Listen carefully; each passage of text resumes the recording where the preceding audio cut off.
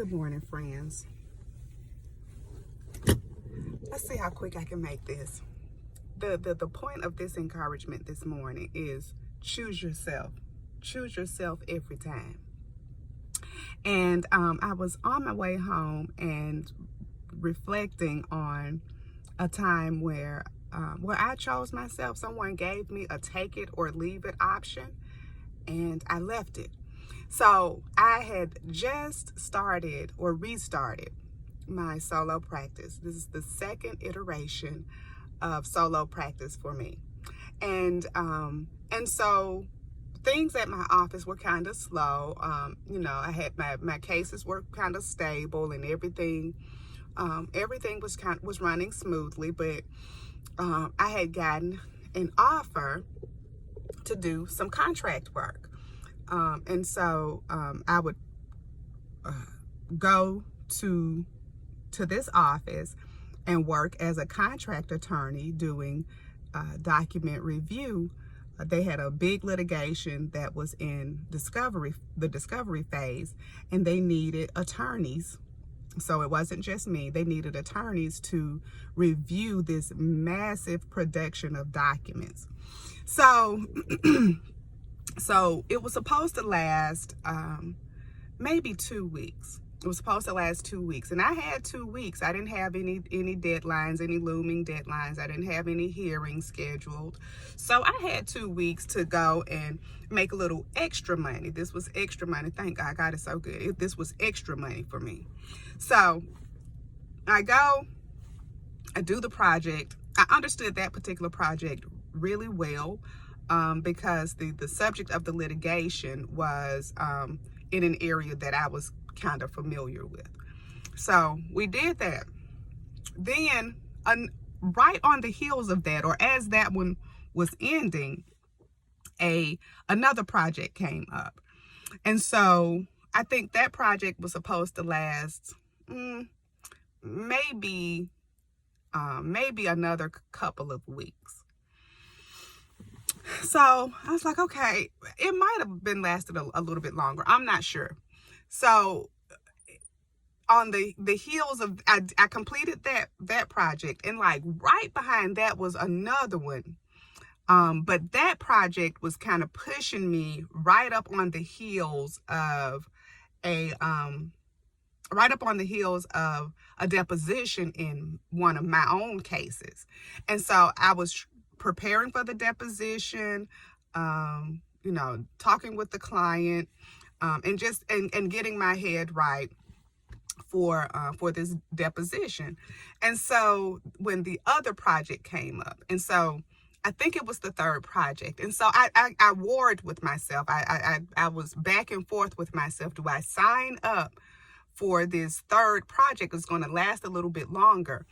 And so I talked to the people about it and told them that I wouldn't be able to do this third project full time because I had some things come up. I had some things come up in my law office. It was actually 2 cases that had kind of picked up and got some activity and needed some attention. And so one of my cases had even gone to hearing. One of my clients had a problem, and I had to stop and attend a hearing with her. So they said okay, and things got busy for me. Now I was still kind of holding my own with the extra project, and I called that my funny money. And so the funny money project was still going okay. I was on the third project now, and this one was going to last a little bit longer. And so I was like, am I spreading myself too thin? But I'm one of those types to where I was like, well, I don't want to fall off, or I have a superwoman complex that I need to let go. Like many, many Black women, we try to do it all, and we don't give ourselves much grace. So in hindsight, I should not have agreed to get on that third project, but I had it in my mind that if I can't do it all, then I'm some sort of failure or slacker, and nothing can be further from the truth. Well, anyway, so there were these two ladies on this project, and one lady led the project, and the other lady was her assistant. So they were like supervisors of sorts. Now, mind you, everyone there is a licensed attorney. Everybody in the room. But this lady had more experience with, I guess, with documents review or these types of projects or what have you. And I had not had much experience, doing it. And it is definitely its own area. It is definitely a practice. And so she was exceptionally arrogant, exceptionally patronizing, and her friend, I guess, was in charge of quality. So you would review your documents and submit them, and all of this is electronic and digital and on computers. And so you would submit your review documents, and then the assistant lady was part of a QA team. So she had started to complain about my work. And so the lead lady was exceptionally, in addition to all of her other many shortcomings, she was really passive aggressive. And I believe that if I'm causing trouble for you, don't announce it to the whole room. I mean, you can, or a more direct approach would be to come to me and tell me what I am doing wrong, thereby making me a better document reviewer. If everybody else is getting it right and I'm the one getting it wrong, bitch, don't try to take an opportunity to embarrass me, because I'm not going to be embarrassed in this venue. I'm going to tell you I didn't know, and I'm going to apologize. And I'm going to tell you, you could have told me directly. I'm not over here with two heads and horns. I'm not going to bite your head off. I could just say, okay, and do better the next time. But that's because I'm a grown-up and I'm mature. So anyway, on with the story. So she had done that a couple of times. A couple of things I, had gotten wrong or had displeased the assistant. The assistant told her, and she told the entire room. And so she, I guess, had finally just had enough of my shit one day, because I had to go to court a couple of times. And so she had just finally had enough of me showing up late, even though I told them, I would tell them well in advance that I'm going to be in at this time. So that, coupled with my bad reviewing. Now, mind you, this is the third project they have asked me to be on. So now I'm a bad reviewer. And so the leader lady has finally had enough of my crap. And so she sends me an email. And lo and behold, unbeknownst to her, I had enough of their shit too. So, so I read the email. I'm sitting up there. I'm reviewing. I'm sipping coffee. And I'm reviewing, and I'm trying to be, attentive to the feedback that they've given me. Mind you, this wasn't that long ago. I'm 48 now. So I'm somewhere between 46, 47. Let me tell you something. You don't fuck with middle-aged Black women. Okay, so I get this email, Andrea. We tried to be, tried to work with you when you said you needed to amend your hours, and we've tried to give you feedback on the quality of your work. Frankly, it's just not been good. This is the third project you asked me to be on. So the way I read the email, I don't know how she meant it, but the way I read it was that over all of these projects, my work has been bad. Bitch, this is the third project. Who keeps somebody on 3 projects later? You telling me I'm not a good reviewer? Girl, gone somewhere, but okay. So, so I'm reading the email and I'm sipping and I'm smiling because I'm like, thank you, God. This is the answer I've been waiting for, because I don't want to displease the Lord, but God don't intend for us to be super. He's super. So anyway, so I'm reading the email, and the email basically is a take it or leave it proposition. We need you here more frequently. We need you to pay attention to this project. We need you to this, that, and the third. And if you can't, it may be better if you leave this project. Baby, let me tell you something. I put them ink pens down. I'm talking about immediately. I was like, thank you, God. It was like being released. I ain't never been to prison, so let me not speak on that. But a tremendous burden had been lifted.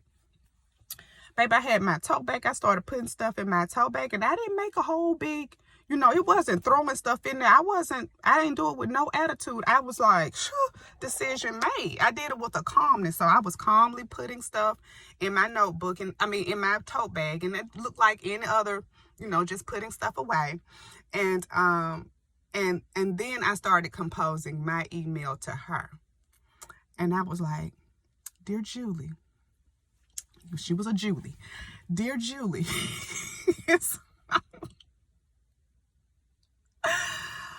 I was like, let me apologize if the quality of my work on this project has suffered and has caused you, and I can't even remember other lady name, has caused you and Karen any inconvenience. I was like, I said, honestly, I questioned whether or not to sign on for this project. I didn't want to leave any money on the table, and I didn't want to let an opportunity pass me by.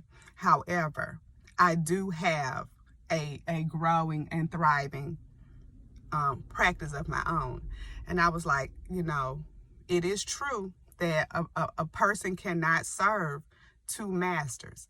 I said, so as of right now, I am leaving. I have to go and devote more of my time at this time to my law practice. And I was like, it was very nice working with you. I learned a lot. Thank you for the opportunity, and y'all have a good day. And when I tell you I clocked out, wasn't gonna be no wait till 5 o'clock. I'm a grown ass woman. I am a licensed and practicing attorney. I am just as capable, bitch, if not more so. You sit in here every day and look at papers, and what happens in the litigation is on somebody else. From start to finish, the outcomes on my cases are on me and the Lord. From start to finish, the overhead in this office is from me and the Lord. So let me tell you who you ain't gonna talk crazy to. This queen right here, because I literally run my shit day in and day out. Let me tell you how I know the bitch didn't mean it. When she read my email, so I hit send on the email. I was putting my cell phone in my purse, taking my earbuds out, because I was done. I was logging out. I was logging in my hours, because you log in your hours digitally too. So I had closed their software, opened up the pay software, and was putting in my hours as she read my email, because she didn't sit far away from me. We were all in this room, and it wasn't a big room. And so I could see her reading the email, and she was sipping her coffee. That heifer went to choking and gagging and coughing. I was like, checkmate, bitch. And I went to that little refrigerator, because I had my little coffee creamer up in there, and I got my coffee creamer, and I put all of my stuff in my bag, and I walked to the door, and I said, y'all have a good evening. And I left. I chose me. You cannot serve two masters. You're going to love one and hate the other. And that's just the truth. And it wasn't about hating Julie and Karen. I did it, and I still don't. But you're not going to give me a take it or leave it proposition. And the thing that I have to either take you or leave me. No, I'm going to leave you and take me. So I'm giving you the same advice. It's going to be fine. I'm through saying that it's going to be okay. Nothing is going to be okay. If you're doing what God tells you to do, nothing is going to be okay. It's going to be wonderful. It's going to be divine. It's going to be anointed. It's going to be great. Choose you today. Don't buckle under those take it or leave it propositions. Leave it. Leave it. Leave it. If it's between leaving it and leaving you, leave it. And I don't care what it is. If it's your funny money job, if it's a woman, if it's a man, if it's a whatever it is, if it's a family member, if it's a friendship, if that thing is requiring you to compromise on what you do for yourself, leave it.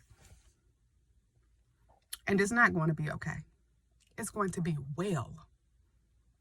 It's going to be well with thee, and it's going to be well with me.